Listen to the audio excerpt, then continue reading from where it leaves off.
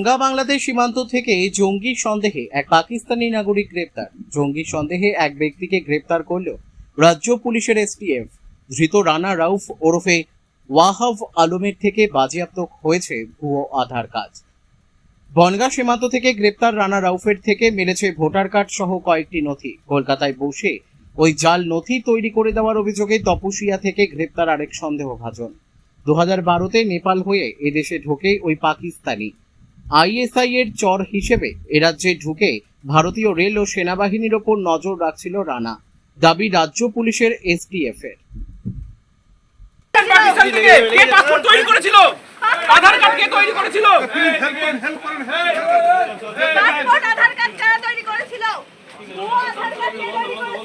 Hello sir, আমি headline Kolkata news থেকে বলছিলাম। বনগাঁও থেকে হচ্ছে এক পাক জঙ্গিকে ধরেছে বেঙ্গল এসটিএফ, সেই বিষয়ে কি বলবেন? এটা প্রথম কেস নয়, এর আগেও আমরা অনেক এসটিএফ যে স্পেশাল টাস্ক ফোর্স এরা ধরেছে। বিশেষ করে পশ্চিমবঙ্গের নর্থ 24 পরগনা বনগাঁ এলাকা থেকে এবং নর্থ বেঙ্গলের ওই শিলিগুড়ি করিডোরের কাছে নকশালবাড়ি এলাকাতেও এরকম ইনফিল্ট্রেশন হয়ে যাচ্ছে। এটা পাকিস্তানের একখানা রণকৌশল আমাদের ভারতের মধ্যে তার ইনফিল্ট্রেশন লাগানো, এবং এই জিনিসটা সাধারণভাবে করা হচ্ছে স্পায়োনেজ, মানে নাশকতামূলক কাজ। টেররিস্ট নেটওয়ার্ক তারা এখানে জঙ্গি নেটওয়ার্ক তৈরি করছে, সিপাস সেল এবং হ্যান্ডলার, এবং এই জন্যে এখানে কিছু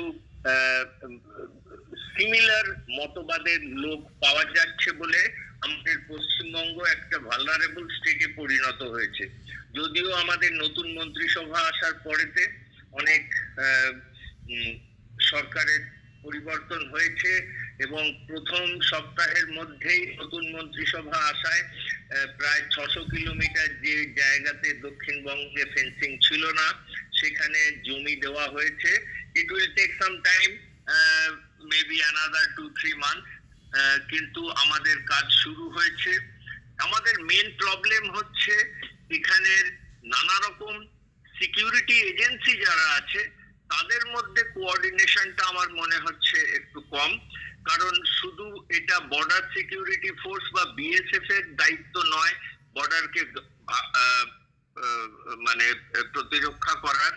এর মধ্যে পুলিশ ফোর্স, পশ্চিমবঙ্গের পুলিশ ফোর্স দরকার, তারপরে আইটিবিপি আছে, তারপরে অন্যান্য প্যারামিলিটারি ফোর্সেস আছে, তারাও সিআরপিএফ আছে, তারাও এই আইবি এবং আমাদের সিআইডি এরাও ইনফরমেশন রাখেন। আমার মনে হয় যে এই ইনফরমেশন ডিসিমিনেশন, মানে এই ইনফরমেশন কোথাও পাওয়া গেল, এদের প্রত্যেকের আলাদা ইন্টেলিজেন্স গ্রুপ আছে। আমার মনে হয় তাদের মধ্যে একটা কোঅর্ডিনেশন করাটা বিশেষ দরকার।